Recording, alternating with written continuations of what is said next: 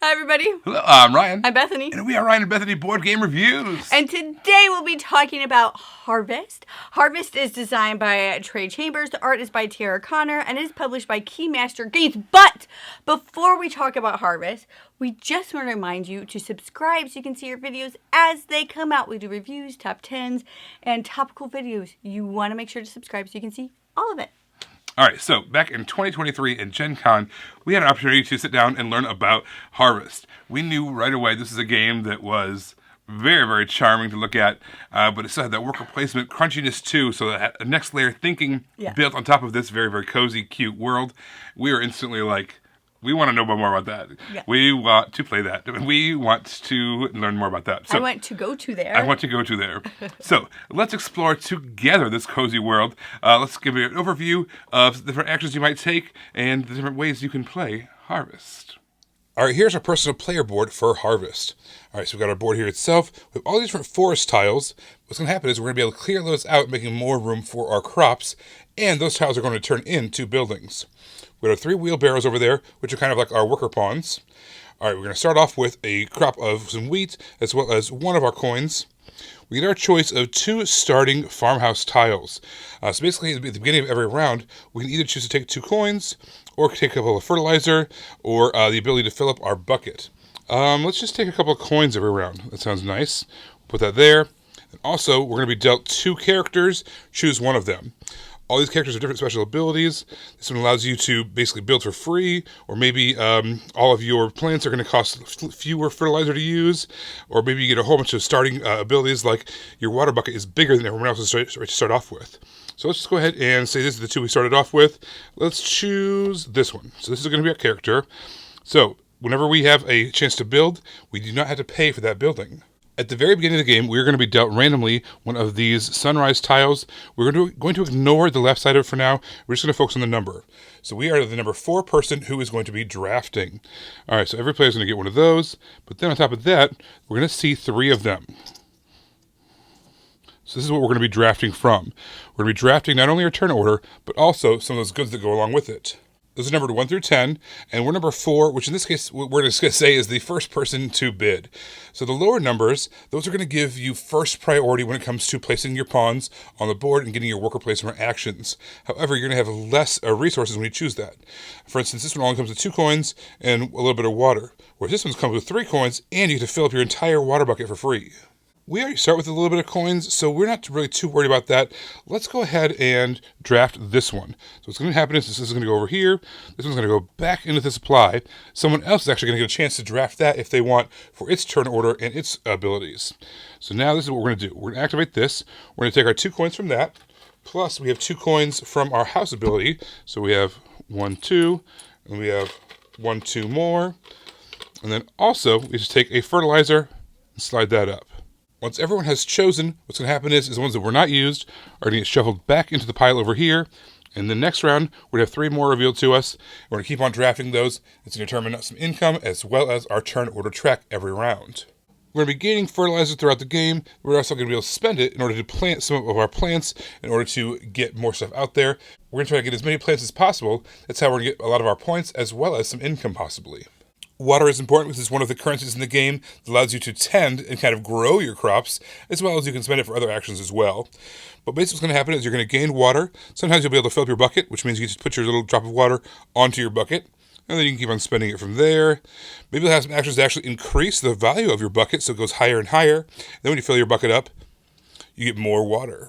The last thing I want to show you is if you ever get one of those clear forest actions, you're going to simply take this, you're going to take it off from where you want, you're going to flip it over, show what building it is, and you're going to put it onto the main board in the building section. All right, here's the main board where we're going to be doing all of our actions. All right, so over here we have the general store. The general store is where we're going to get a chance to buy a lot of the supplies that we need.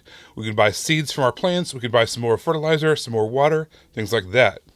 Right below there, there's a farmer's market. The farmer's market is basically a spot where there is a kind of a wild selection of goods. You don't know how much you're going to get.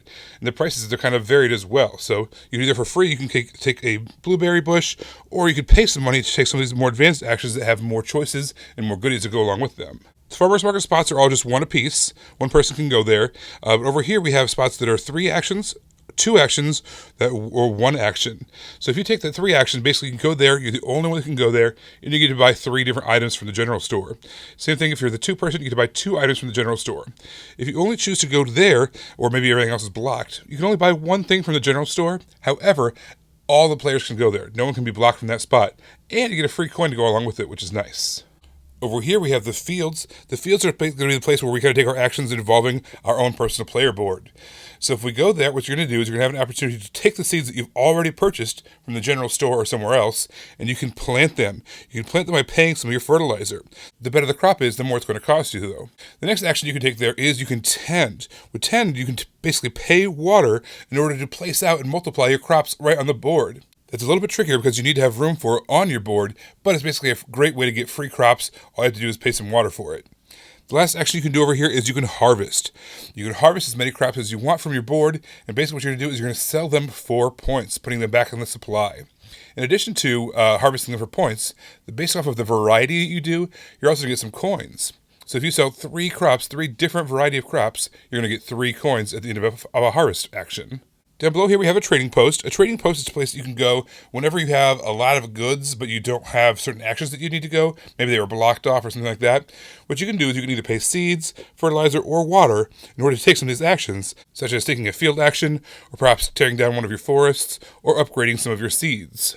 The last spot over here is the workshop. The workshop is going to be where you're going to get some of your buildings. The prices are along the side over here, and every round that something is not bought, it's going to slide down. And for instance, when you take those tiles that you took from your personal player board that were fields, and you turn them into buildings, they're going to go at the very top. And in that way, you kind of populate the board as well.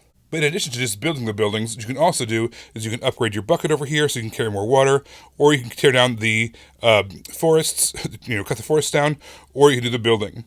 And in this particular action, when you do the forest action, you also get to roll this die. So you need some extra goodies, some extra seeds, some extra money, things like that. Basically things that you discovered when you cut the forest down to make it ready for planting things in. At the end of each round, what you're going to do is you're going to reset a little bit by sliding the buildings down. If they were not bought, they can go away. Everything else gets cheaper. And then we reset the turn track. And then we draft more of those sunrise tiles that give us more income for the round. At the end of the 4th and final round, what you're going to do is you're going to add up all of your points that you've gotten. You're going to add in points from different buildings. Some of the buildings give you points. Having blueberry bushes on your board gives you points as well.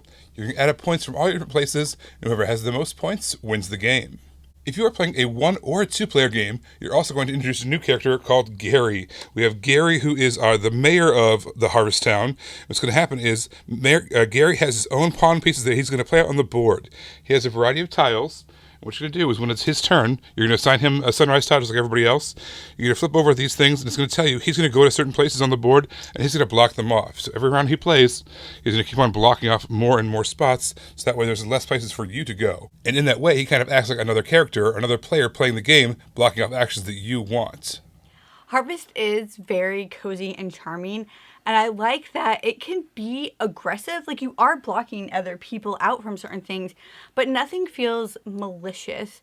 Like, you're so focused on yourself. That's what you think. It didn't. Oh my gosh, it didn't. He is lying. Do not listen to what he's saying. Because even though you're blocking people, you're so focused on yourself. You're not there's no hate drafting or anything like that happening in this game, because you're trying to get your own stuff done. You're not trying to prevent other people from doing the thing.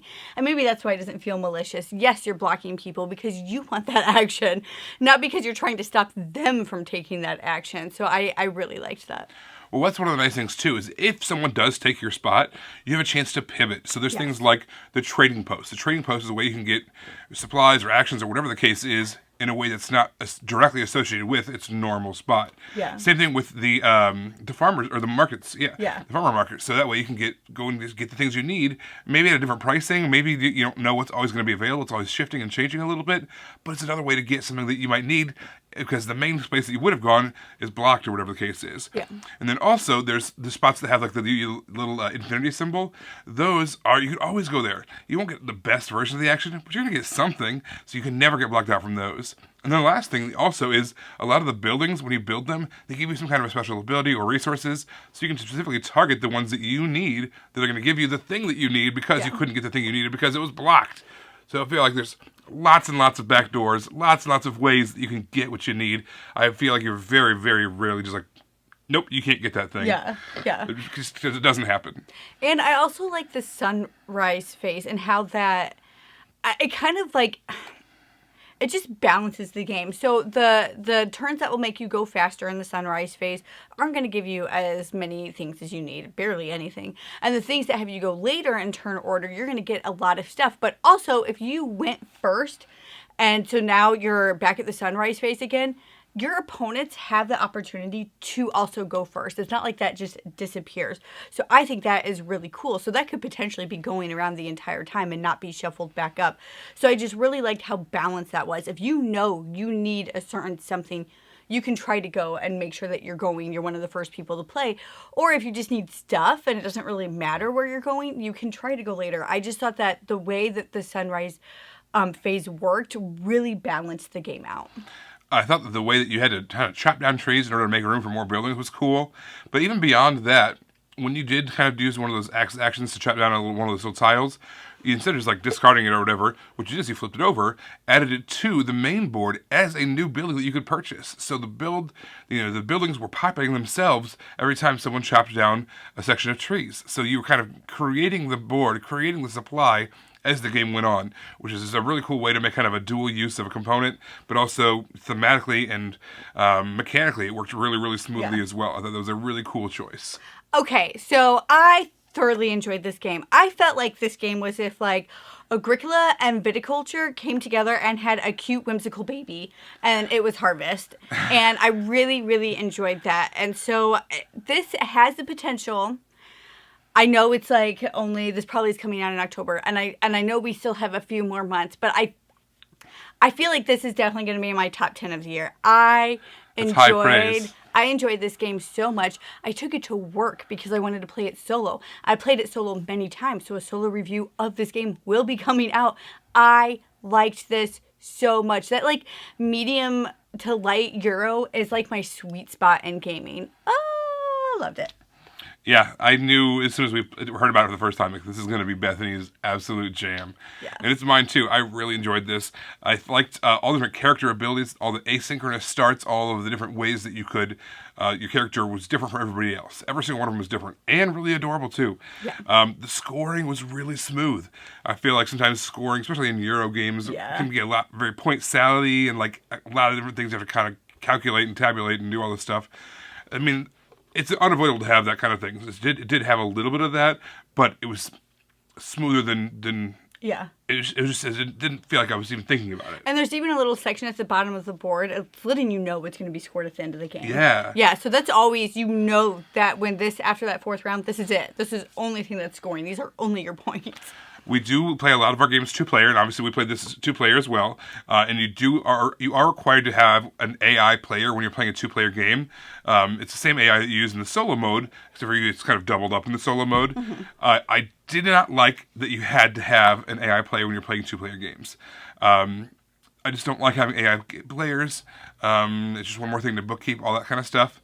That being said, it did work out pretty well. Yeah. It worked out pretty well. It acted like a third player without like taking a lot of time or effort. I didn't like that it existed, but if it had to exist, this was a good version of it. Yeah. Everybody, thank you so much for watching it. Don't forget to subscribe so you can see our videos as they come out. Until then, you can find us in all of these places. You guys, thanks for watching, and we will see you next time. Bye. Bye. You guys, thanks so much for watching. This game was provided to us by a publisher in exchange for a fair and honest review.